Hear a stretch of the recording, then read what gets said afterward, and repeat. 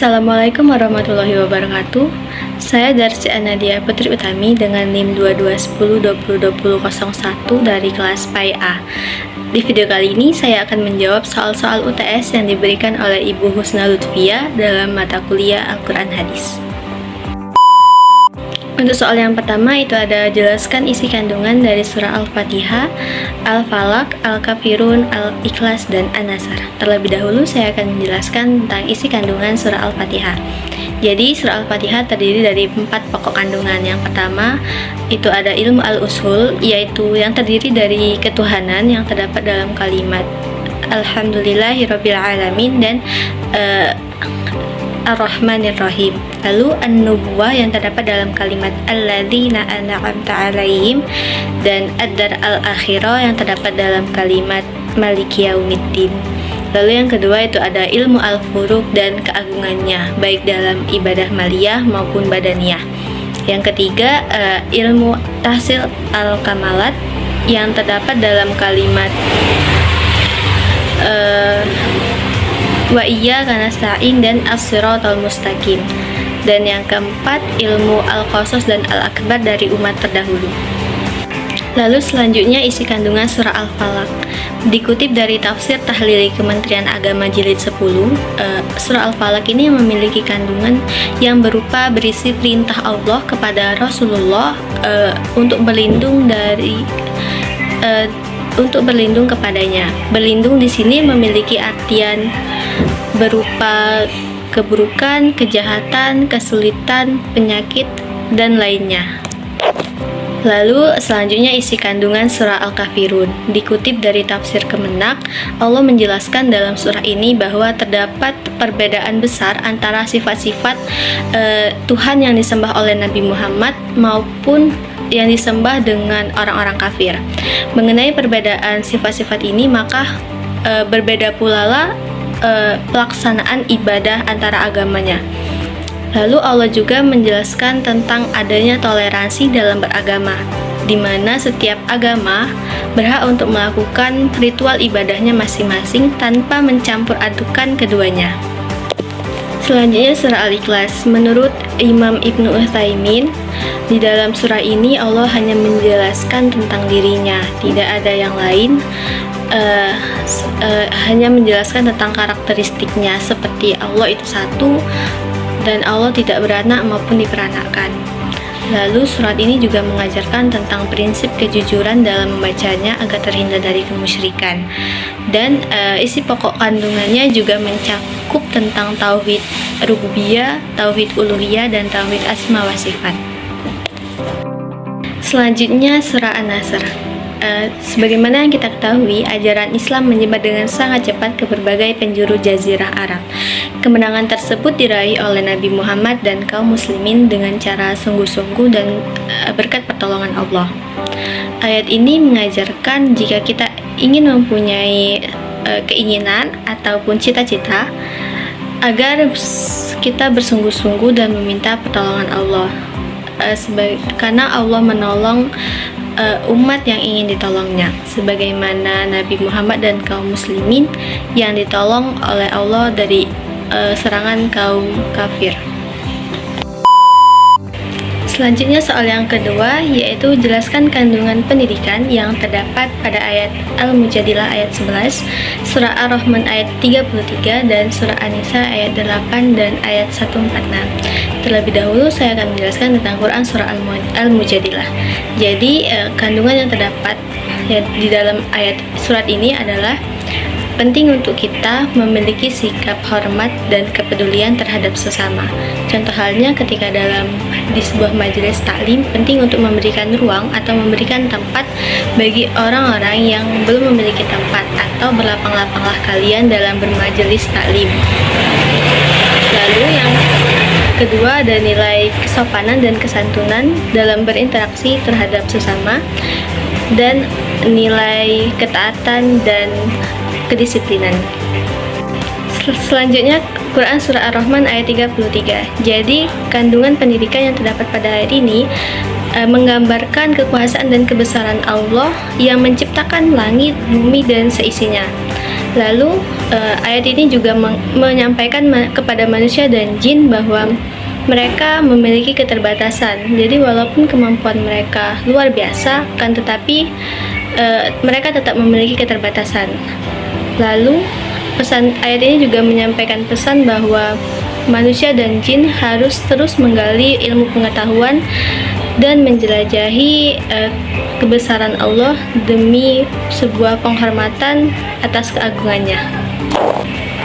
Selanjutnya Quran Surah An-Nisa ayat 8. Jadi surat ini mengajarkan pentingnya perlakuan yang adil dan baik terhadap anak-anak yang tidak memiliki wali atau tidak memiliki pelindung yang memadai. Jadi penting bagi kita untuk menanamkan sikap kasih sayang dan bertanggung jawab sosial terhadap mereka yang lebih lemah dan membutuhkan perlindungan. Selanjutnya Quran Surah An-Nisa ayat 146. Jadi ayat ini mengajarkan tentang kesabaran dan keberanian dalam menghadapi cobaan atau musibah.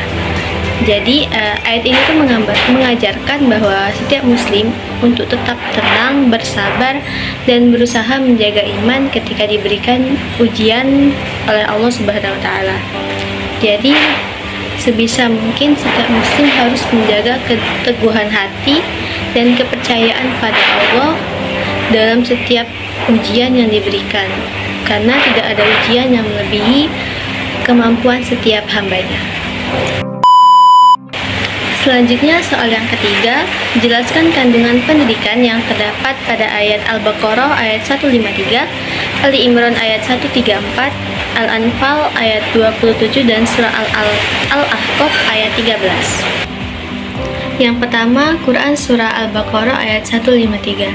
Jadi surat ini menekankan tentang pentingnya sabar dan sholat dalam menghadapi cobaan dan kesulitan. Jadi sabar dan sholat ini dianggap sebagai salah satu cara untuk memperoleh pertolongan dari Allah Subhanahu wa Ta'ala. Sholat dianggap sebagai tiang agama dan sabar sebagai pondasinya. Selanjutnya Quran Surah Ali Imran ayat 134. Jadi terdapat ajaran tentang karakter sejati seorang muslim yang menunjukkan sikap yang baik dan penuh kasih terhadap sesama. Jadi ayat ini itu mengajarkan pentingnya memaafkan, menunjukkan kemurahan hati dan berbuat kebajikan kepada orang lain meskipun dalam situasi sulit atau ada rasa ingin membalas. Jadi penting untuk sesama muslim itu menanamkan sikap mulia, kesabaran, dan kebaikan dalam berinteraksi dengan sesama manusia lainnya. Lalu ada surah Al-Anfal ayat 27. Ayat ini mengajarkan umat muslim untuk mentaati perintah Allah dan Rasul-Nya serta menjauhi segala bentuk kezaliman dan maksiat. Jadi penting untuk kita bagi muslim itu untuk menjauhi segala perbuatan dosa yang dapat merugikan diri sendiri maupun orang lain. Selanjutnya yang terakhir ada surah Al-Ahqaf ayat 13. Jadi ayat ini tuh mengajarkan untuk muslim untuk tidak menyombongkan diri, tetapi bersikap rendah hati dan merendahkan diri di hadapan Allah Subhanahu wa Ta'ala. Dengan demikian, nilai pendidikan yang dapat diambil dari ayat ini adalah tentang nilai kesederhanaan, rendah hati, dan pengakuan atas kebesaran Allah sebagai tanda ketaatan dan ketundukan sejati. Selanjutnya soal nomor 4, jelaskan kandungan pendidikan yang terdapat pada ayat Al-Furqan ayat 63, surat Al-Isra ayat 27, surat An-Nahl ayat 114, dan Quran surah Al-Maidah ayat 90-91. Yang pertama, Quran surah Al-Furqan ayat 63. Jadi ayat ini mengajarkan umat muslim untuk waspada terhadap godaan setan dan untuk menjauhi segala bentuk tipu daya serta godaan yang dapat menyebabkan kesesatan.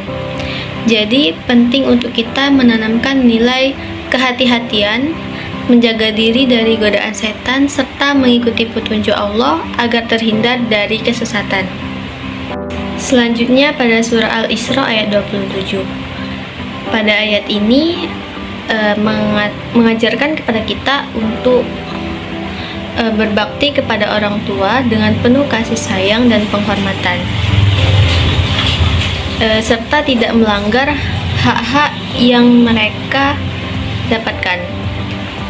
Lalu penting bagi kita untuk menanamkan nilai-nilai ketaatan kepada orang tua, penghargaan dan bakti yang merupakan bagian penting dalam agama Islam. Selanjutnya pada surah An-Nahl ayat 114.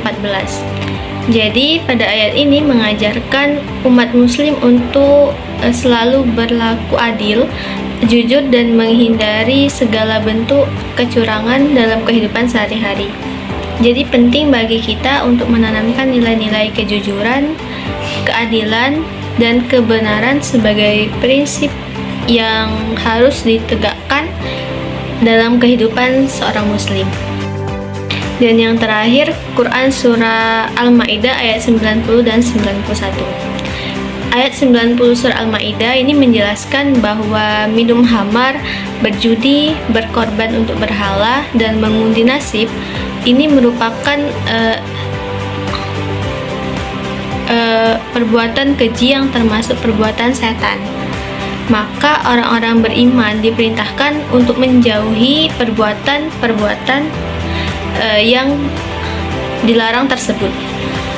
Lalu pada ayat 90 surah Al-Ma'idah ini menjelaskan bahwa setan juga ingin menimbulkan permusuhan dan kebencian di antara sesama manusia melalui minum khamar dan berjudi, serta menghalangi mereka untuk mengingat Allah dan melakukan ibadah.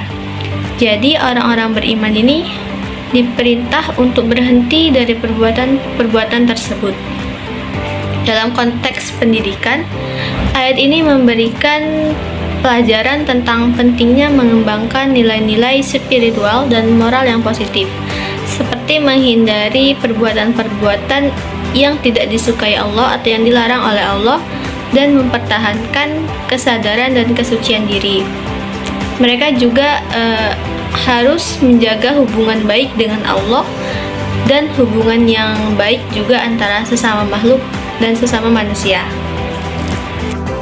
Baik, mungkin itu saja video dari saya. Terima kasih. Wassalamualaikum warahmatullahi wabarakatuh.